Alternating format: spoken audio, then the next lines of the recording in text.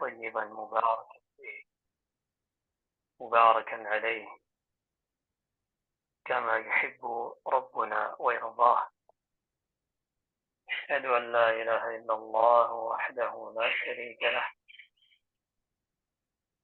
وأشهد أن محمدا عبده ورسوله، صلى الله وسلم وبارك عليه وعلى آله وأصحابه ومن تبعهم بإحسان إلى يوم الدين.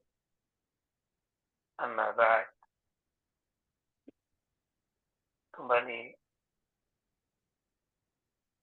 kita lanjutkan pembahasan kita tentang kitab Fiqhul Asma'il Husna yang ditulis oleh Syekh Abdul Razzaq Ibn Abdul Muhsin Al-Badr hafizahullah ta'ala. Dan di pagi hari ini insyaallah ta'ala kita akan lanjutkan dengan bab fadlul ilmi bi asma'illahi ta'ala wa sifatih. Bab tentang keutamaan ilmu, mengenal nama-nama Allah dan juga sifat-sifatnya, dan ini merupakan bagian yang ketiga. Telah berlalu pada pertemuan-pertemuan sebelumnya bagian satu atau keutamaan pertama dan keutamaan kedua dari keutamaan seorang muslim mempelajari dan mengenal nama-nama Allah Subhanahu wa ta'ala, demikian pula sifat-sifatnya.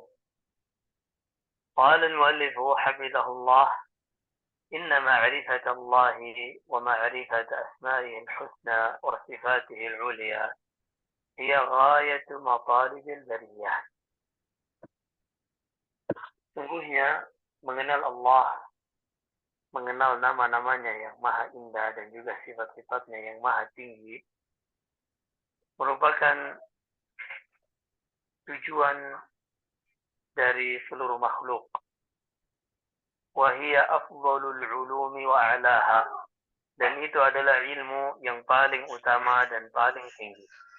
Wa asyrafuha wa asmaha, dan itu adalah ilmu yang paling mulia dan juga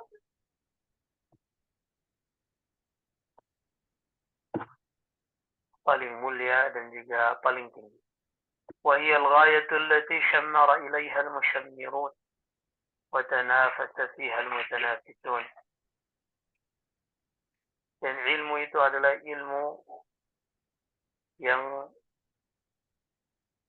orang-orang yang bersungguh-sungguh berjalan menuju Allah benar-benar menyingsingkan lengan baju mereka untuk mencapai tujuan ini, dan juga orang-orang yang saling berlomba untuk mendapatkan derajat tertinggi di sisi Allah, mereka pun berlomba-lomba untuk mengetahui tentang ilmu ini. Wa ila nahwiha tamtaddu al-a'naq wa ilaiha tattajihu al-qulub as-sahihatu bil ashwaq. Di sekitar ilmu inilah dahulu para ulama dan juga orang-orang saleh mereka tetap menegakkan leher mereka, artinya membuat mereka mengerahkan seluruh waktunya hanya sedikit untuk beristirahat. Semuanya itu dalam rangka mempelajari tentang ilmu yang sangat mulia ini. Demikian pula hati yang masih bersih, yang rindu kepada Allah, senantiasa berusaha untuk mencapai dan mengetahui ilmu ini. Wa biha yatahaqqaqu lil 'abdi tibul hayati. Dengan mempelajari ilmu ini, yaitu mengenal Allah dengan nama-namanya dan sifat-sifatnya, akan terrealisasi ketenangan di dalam kehidupan seseorang. فإن حياة الإنسان بحياة قلبه وروحه ولا حياة لقلبه إلا بمعرفة فاطره ومحبته وعبادته وحده والإنابة إليه والطمأنينة بذكره والأنس بقربه. Karena kehidupan seseorang itu dinilai pada kehidupan hati dan ruhnya, bukan hanya semata-mata kehidupan jasmaninya. Dan tidaklah hati seorang bisa hidup kecuali dengan siraman ma'rifat, mengenal penciptanya, dengan mencintainya, yaitu mencintai yang telah menciptakannya, beribadah kepada yang telah menciptakannya, dan juga senantiasa bertobat kepadanya, merasa tenang dengan mengingatnya, dan juga merasakan kesenangan dengan dekat kepadanya. Ini apa yang disebutkan Syekh Abdul Razak. Ini mirip dengan bahasa Ibn Al-Qayyim rahimahullah di dalam beberapa kitabnya, yang mana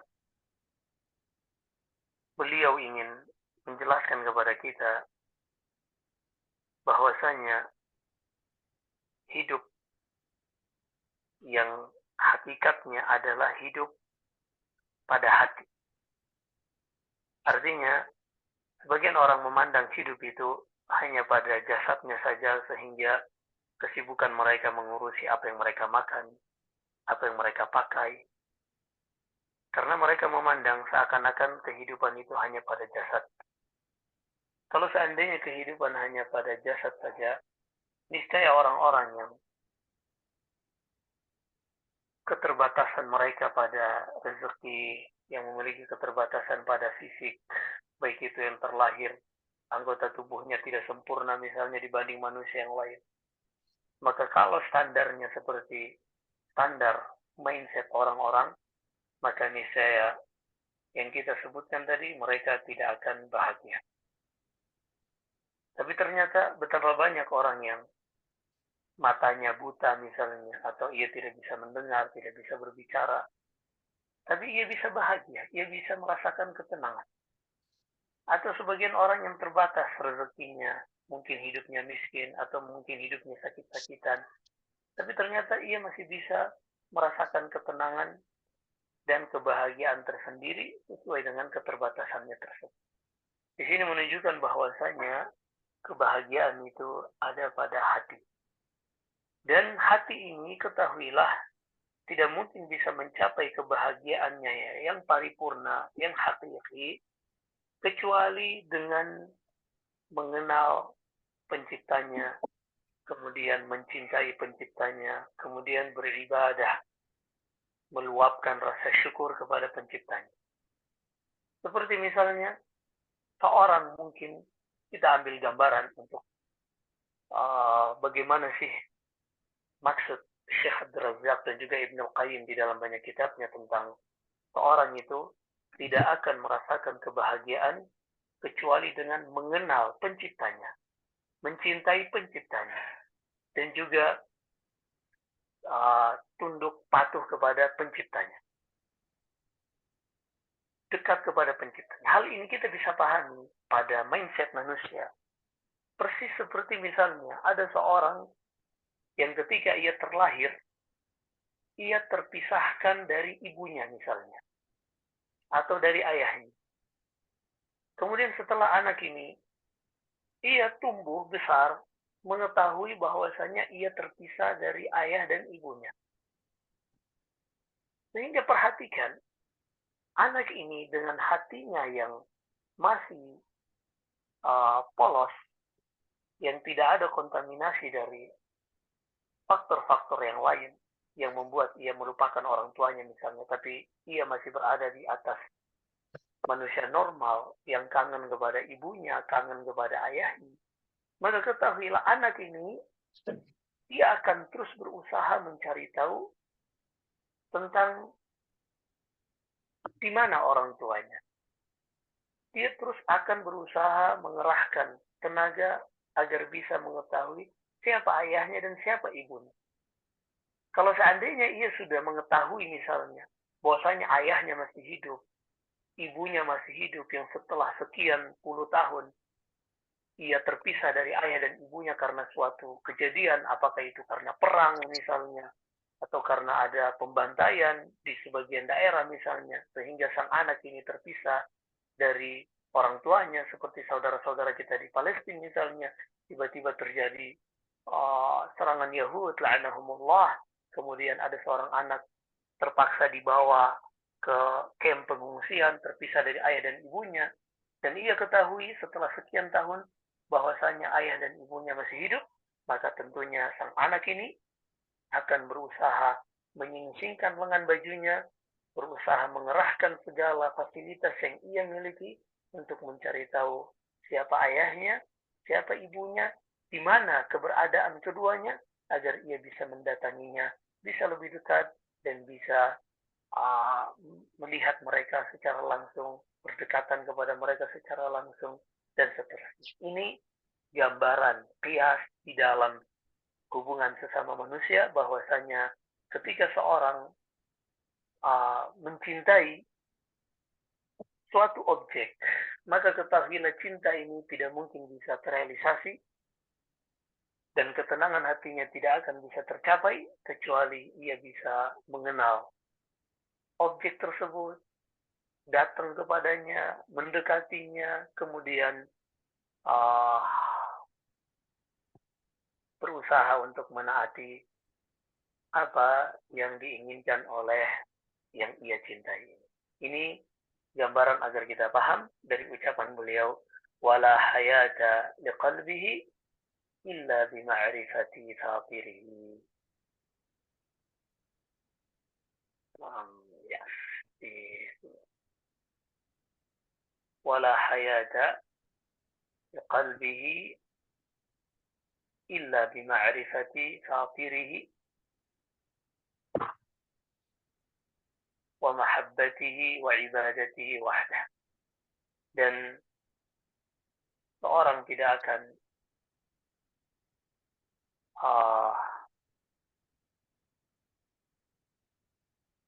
merasakan kehidupan di dalam hatinya kecuali setelah ia benar-benar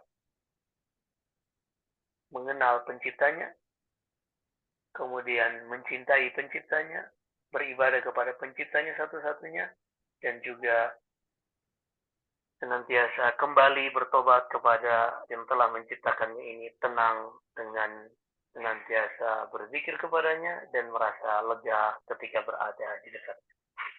وَمَنْ فَقَدَ هَذِهِ الْحَيَاةَ فَقَدَ الْخَيْرَ كُلَّهُ. Namun siapa saja yang kehilangan kehidupan di dalam hatinya ini, maka sungguh dia telah kehilangan kebaikan seluruhnya. Walau ta'awwadha kulla syai'in, walau ta'awwadha anha bima ta'awwadha min ad-dunya. Walaupun ia mencoba menutupi semuanya itu dengan fasilitas dunia. Bal laysatid dunya bi ajma'iha iwadan an hadhil hayah. Padahal perlu diketahui bahwasanya kalau seandainya seluruh fasilitas dunia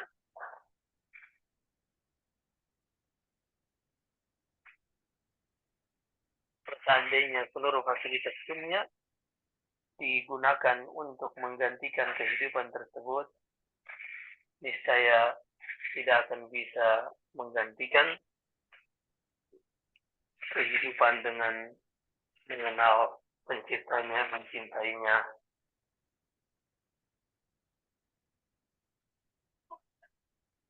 dan juga beribadah kepadanya.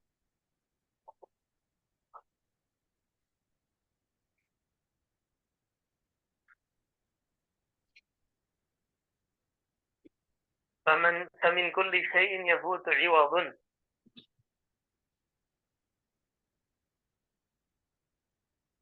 Segala sesuatu yang hilang dari dunia ini selalu saja ada penggantinya.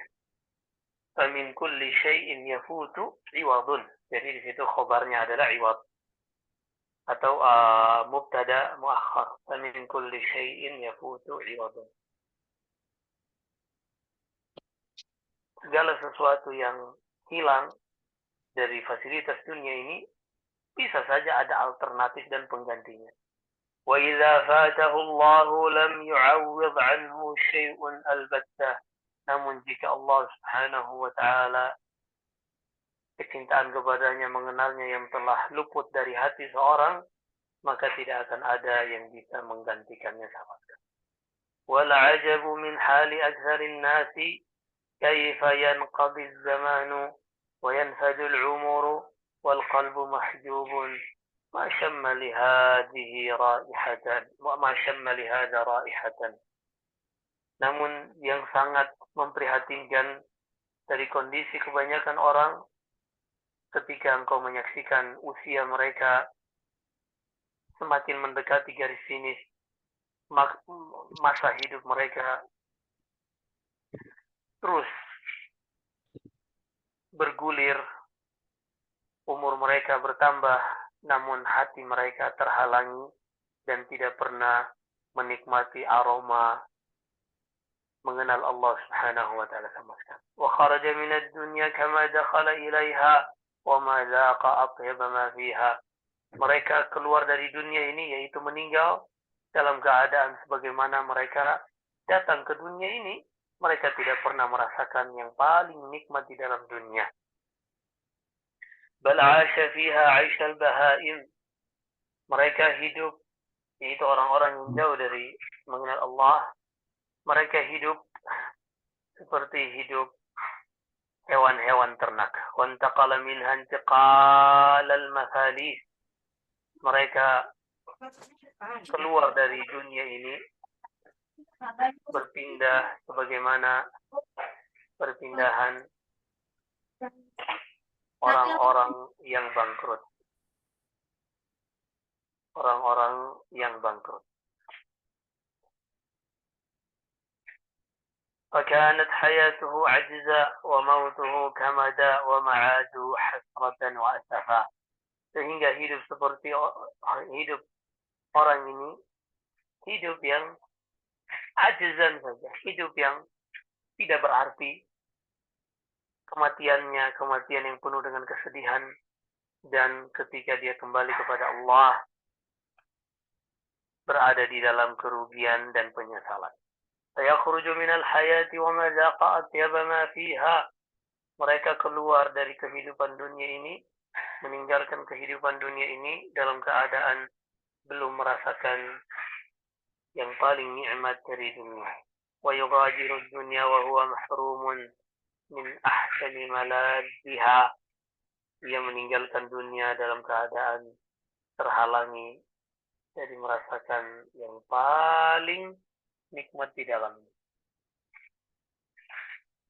فإن اللذة التامة والفرح والسرور وطيب العيش والنعيم إنما هو في معرفة الله وتوحيده.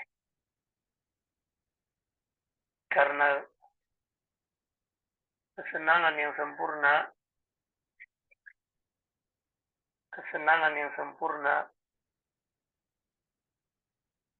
dan juga kebahagiaan serta ketenangan hidup, semuanya hanya bisa didapatkan dengan mengenal Allah Subhanahu wa taala dan mentauhidkan Allah Subhanahu wa taala. Dan mentauhidkan Allah Subhanahu wa taala.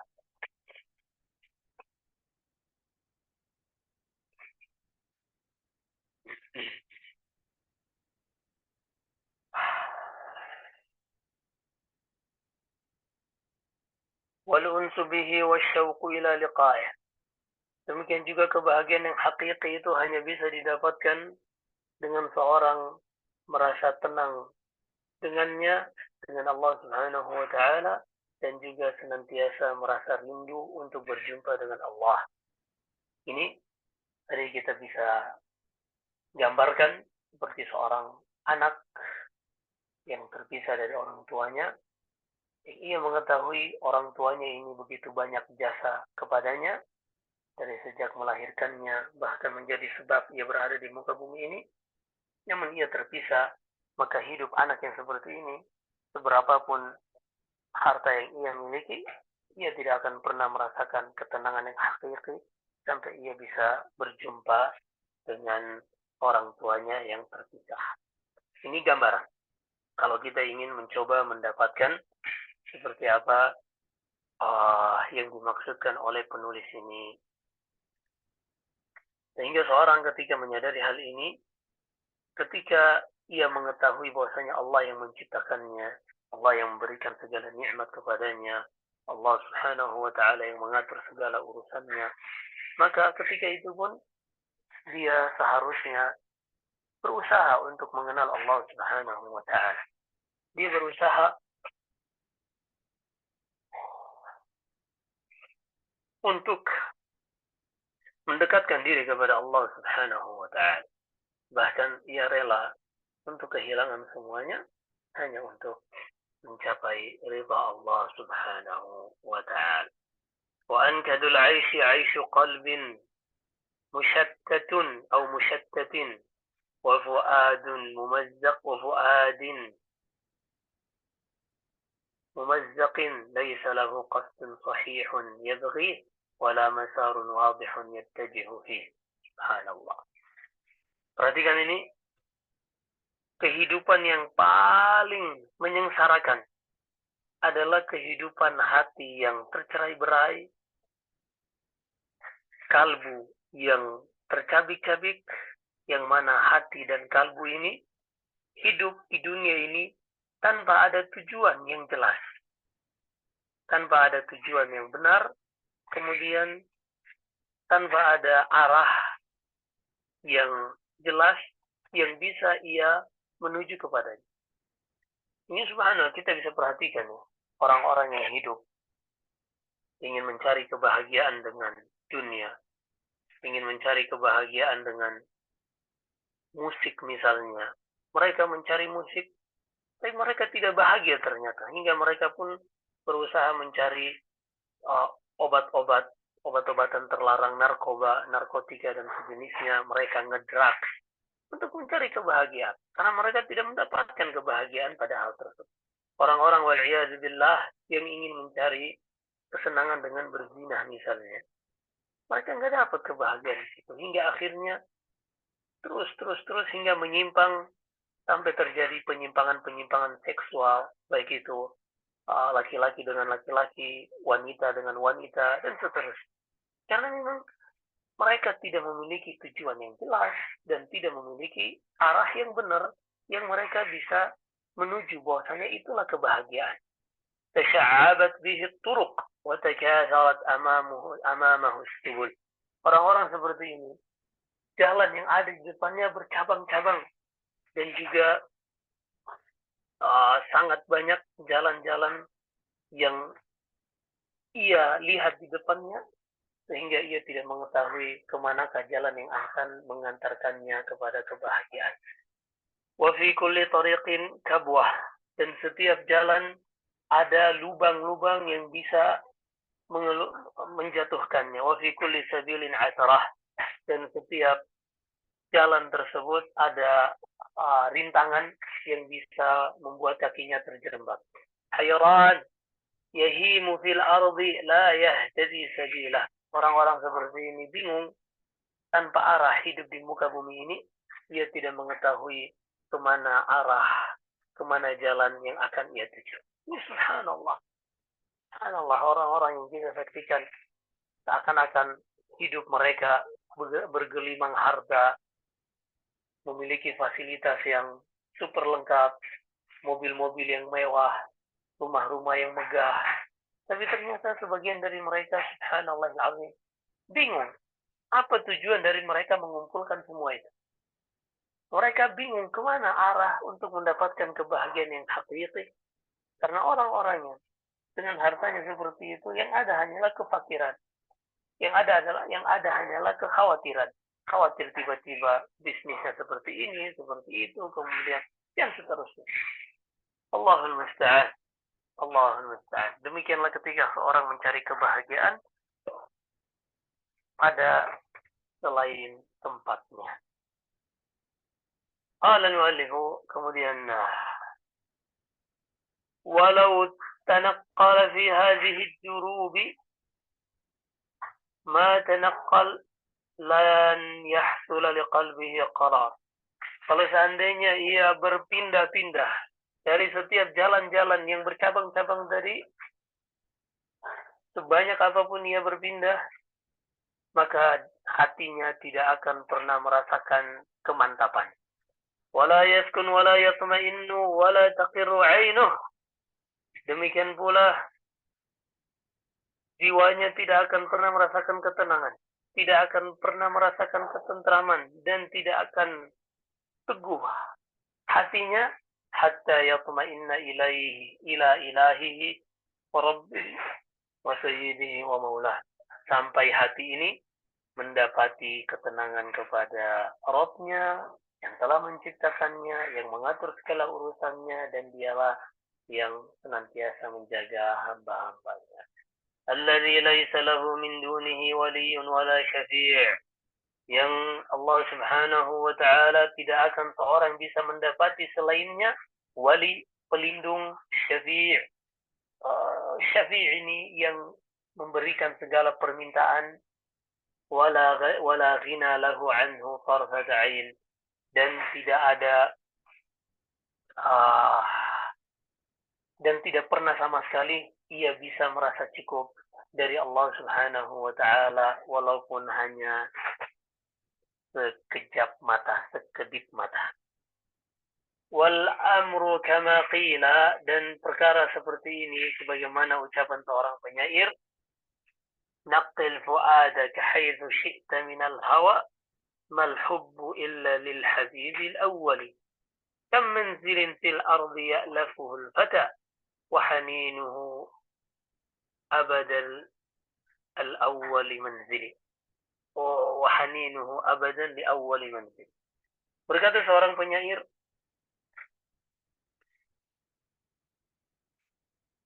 naqil fuadaka haitsu syi'ta min al-hawa. Silakan arahkan hatimu kemana saja dari apa yang kau inginkan dari hawa nafsumu. Mal hubbu illa lil habibil awwali. Namun ketahuilah, cinta itu hanya akan senantiasa kembali kepada yang dicintai pertama kali. Kam manzilin fil ardi ya'lafuhu al-fata. Betapa banyak tempat-tempat di muka bumi ini yang seorang terbiasa akrab dengannya.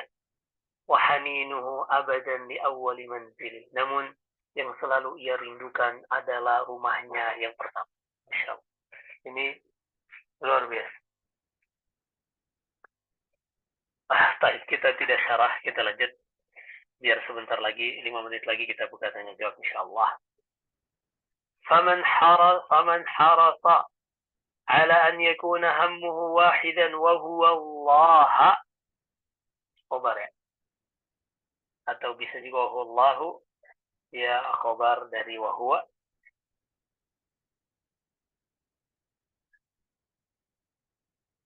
Atau taukid ila akhirnya dan seterusnya. Barang siapa, tapi lebih bagus wa huwa Allahu mubtada khabar jumlah nafiyah. Barang siapa yang senantiasa berusaha untuk menjadikan segala tujuannya satu-satunya, yaitu Allah, wa tariquhu wahidan wa huwa bulughu ridha.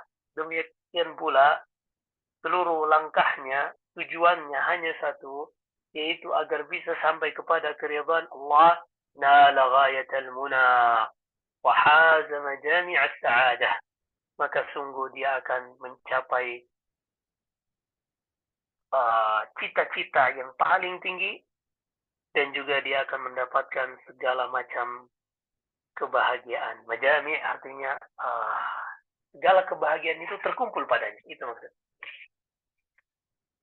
Illa anna hala aktsaril khalqi fi na'yin an hadzal marad. Namun yang terjadi, kebanyakan dari makhluk mereka jauh dari tujuan ini, dari cita-cita ini. Kama qala ba'du salafi, Bagaimana sebagian ulama salaf terdahulu mengatakan, masakinu ahli dunya kharaju minha wa ma zaqu atyaba ma fiha. Orang-orang yang sangat memprihatinkan hidupnya di dunia ini adalah mereka-mereka yang keluar dari dunia, namun mereka tidak pernah merasakan yang paling nikmat di dalam dunia ini. Qila wa ma atyabu ma fiha, ditanyakan kepada orang tersebut, yaitu Syekhul Islam sebenarnya yang mengucapkan ini, ditanyakan kepada Syekhul Islam, qala ma'rifatullahi wa mahabbatuhu wal unsu biqurbihi wa syauqu ila liqa'ih. Kenikmatan tersebut adalah mengenal Allah, mencintai Allah, merasakan kedekatan, kelegaan kepada Allah, dan juga senantiasa rindu untuk berjumpa dengan Allah. Baik, ini yang bisa kita sampaikan. Untuk kita bisa memahami apa yang dimaksud Syekhul Islam Ibn Taimiyah ini, seperti yang kita gambarkan tadi, seorang anak, misalnya karena kondisi perang, hingga ia diselamatkan oleh grup penyelamat misalnya, rescue, hingga ia terpisah dari orang tuanya, kemudian anak ini mulai besar dan ingin mencari kecintaannya, hingga akhirnya ketika ia sudah memiliki segala sesuatunya, ia tidak bisa merasakan ketenangan sampai ia bisa berjumpa kembali dengan orang tuanya, hingga ia bisa berjumpa kembali dengan orang tuanya. Baik, ini yang bisa kita sampaikan. Silakan kalau misalnya ada pertanyaan dari jamaah sekalian. Barakallahu fikum. Baik, alhamdulillah. Fikum barakallahu Ustaz atas penyampaiannya, ilmunya. Jazakallahu khairan. Semoga Allah menggunakan kita taufik juga untuk memahami penjelasan tadi. Baik, kepada akhwat sekalian, kami buka majlis tanya jawab. Jika ada sebarang pertanyaan, silakan ditulis di chat atau bisa ditanyakan langsung. Baik Ustaz, mendahului pertanyaan, ini ada pertanyaan sudah masuk, Anda bacakan Ustaz. Assalamualaikum warahmatullahi wabarakatuh. Semoga Allah sentiasa menjaga Ustaz dan keluarga dan memberikan taufik. Apakah yang dimaksud dengan generasi Rabbani? Dan bagaimana pendidik dan penuntut ilmu yang Rabbani itu? Jazakumullah khairan Ustaz atas jawabannya. Nah, Rabbani nisbat kepada tarbiyah ilahiyah. Rabbani artinya ini pendidikan, pembangunan karakter yang dinisbatkan kepada pendidikan sesuai dengan bimbingan Allah Subhanahu wa Ta'ala. Dan ini seperti yang Allah sebutkan di dalam firman-Nya di surat Al-Imran, ما كان لبشر أن يؤتيه الله الكتاب والحكم ثم يقول للناس كونوا عبادا لي من دون الله ولكن كونوا ربانيين بما كنتم تعلمون الكتاب وبما كنتم تدرسون. Tidak akan ada seorang manusia yang Allah berikan kitab, yaitu diangkat sebagai nabi, kemudian dia mengatakan, jadilah kalian wahai manusia sebagai hamba-hambaku yang menyembah kepadaku. Tidak akan. Akan tetapi jadilah kalian Rabbaniyin. Apa itu Rabbaniyin? Di sini kata Abdullah bin Abbas radhiyallahu anhuma, ar-Rabbaniyun alladzina yu'allimuna an-nasa sighar al-ilmi qabla kibarihi. Rabbaniyun, kata Ibnu Abbas, adalah orang-orang yang mengajari manusia ilmu-ilmu tentang Islam yang paling dasar, yang paling sederhana, hingga kepada ilmu-ilmu lanjutannya. Berarti Rabbani ini bisa dinisbatkan kepada pengajarnya dan juga bisa dinisbatkan kepada anak didiknya. Pengajar yang Rabbani adalah pengajar yang ketika dia menyampaikan ilmu, dia memulai dengan ilmu-ilmu yang paling pokok, yang paling prinsip, dan juga dengan cara yang paling sederhana. Seperti yang kita sebutkan, ilmu tentang ma'rifatullah ini harus prioritas dan juga dibawakan dengan cara yang mudah untuk dipahami. Setelah itu barulah sang pengajar ini mendidik anak tersebut untuk meningkatkan kemampuan dan kompetensinya. Syahid, seorang pengajar muallim rabbani, dia yang akan mengajari anak didiknya secara bertahap yang disebutkan para ulama dalam kitab-kitab ada penuntut ilmu, al-bada'atu bil ahammi fal aham, memulai segala sesuatu dari yang paling penting kemudian hal-hal yang lebih penting di bawahnya. Adapun dari sisi anak didiknya, maka dia dikatakan rabbani juga ketika dia mulai mempelajari ilmu ini dari yang paling prioritas dan juga paling sederhana, kemudian meningkat, dan mereka tidak meleset dan tidak melenceng dari apa yang telah digariskan oleh Allah Subhanahu wa Ta'ala dan juga Rasulnya. Demikian, barakallahu. Alhamdulillah, jazakallah khair Ustaz atas jawapan yang lebih, semoga dapat dipahami oleh penanya. Baik akhwat, jika ada pertanyaan lain yang masuk yang ingin ditanyakan,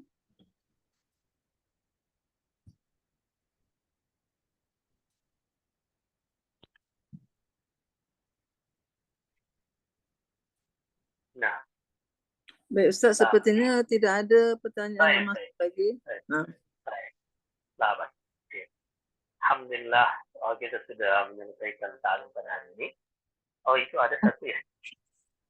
Nah, maaf Ustaz, izin bertanya lagi Ustaz. Nah.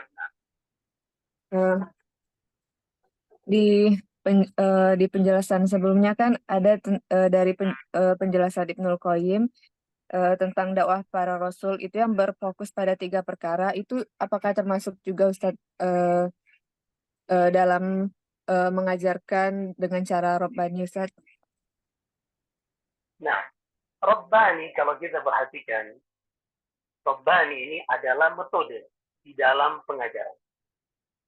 Sebagaimana yang ditafsirkan oleh Abdullah bin Abbas. Sehingga dikatakan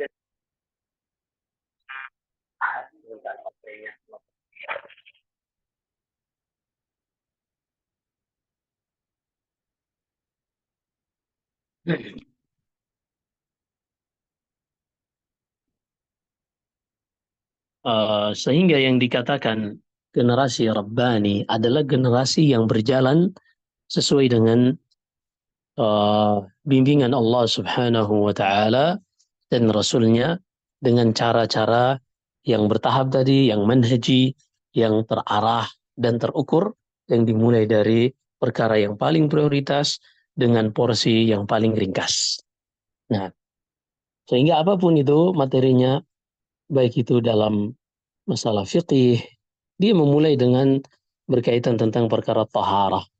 Masalah tauhid, dia memulai dengan mengenal Allah Subhanahu wa Ta'ala. Dalam masalah jual beli misalnya, dia memulai dengan hal-hal yang paling prinsip dan paling urgent. Sehingga dari penafsiran Ibn Abbas tadi, walakin kunu rabbaniyin, jadilah orang-orang yang rabbani, yaitu manusia-manusia yang mengetahui perkara yang paling prioritas dengan cara yang paling ringkas. Demikian Allah. Baik, alhamdulillah. Semoga dapat difahami oleh penanya tadi. Baik, barakallahu fi Ustaz. Sepertinya sudah tidak ada Ustaz. Khalas. Baik. Nah, kita cukupkan sampai di sini. Barakallahu fikunna jami'an. Mudah-mudahan apa yang kita dengarkan bermanfaat. InsyaAllah kita ketemu lagi pada pertemuan berikutnya. Jika ada benar semata-mata dari Allah Subhanahu wa Ta'ala. Jika ada kesalahan dan kekurangan dari saya, wa astaghfirullah li wa lakum. Sallallahu alaihi wa barakal nabiyina Muhammad. Subhanakallahumma hamdik. Asyhadu an la ilaha illa anta astaghfiruka wa atubu ilaik. Wassalamualaikum warahmatullahi wabarakatuh.